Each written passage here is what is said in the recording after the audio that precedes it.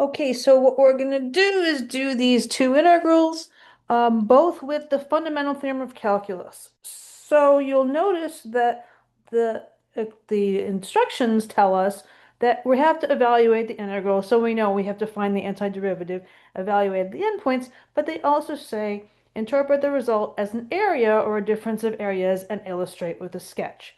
So maybe we'll start with the sketch. So we're doing this one first, 22.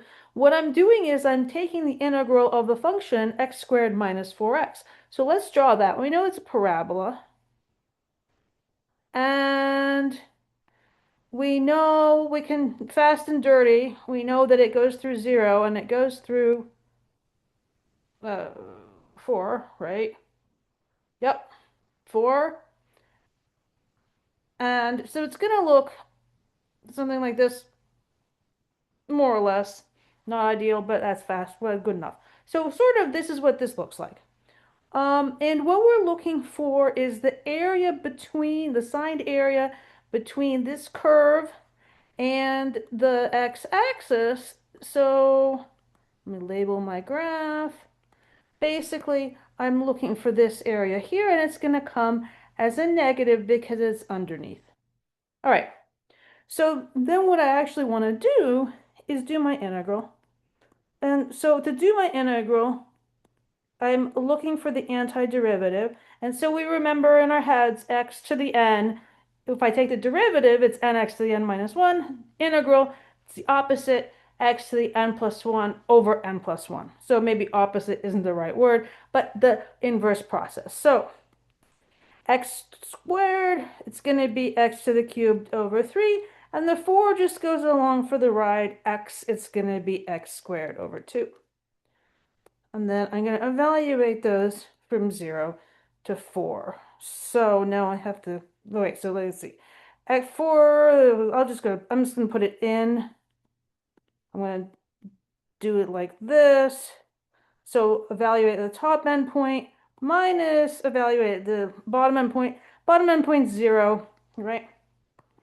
So what is this? This is 64 thirds minus, oh my God, I have to do math. 16 times 2.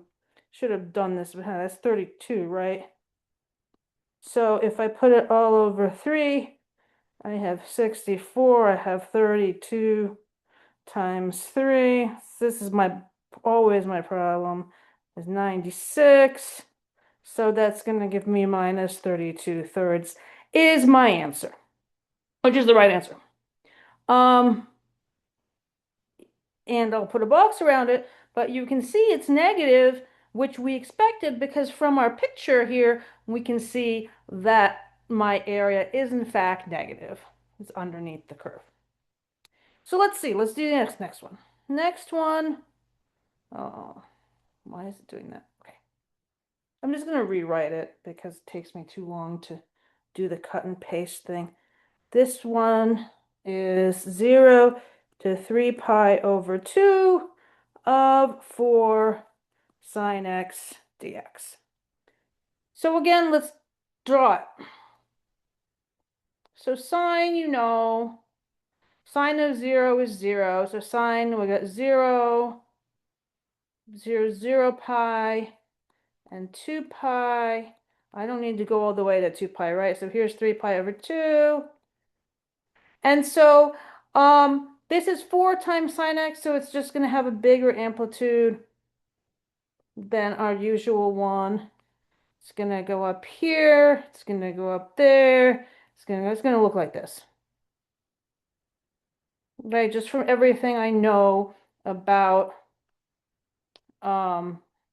my sine functions and cosine functions, I can just write that up. And of course, it would continue if I cared, but I only want the realm from 0 to 3 pi over 2. So if I think about this as the area under the curve, right, then I have all this positive area up here, and then this part is going to be negative. So it's gonna come like that, right?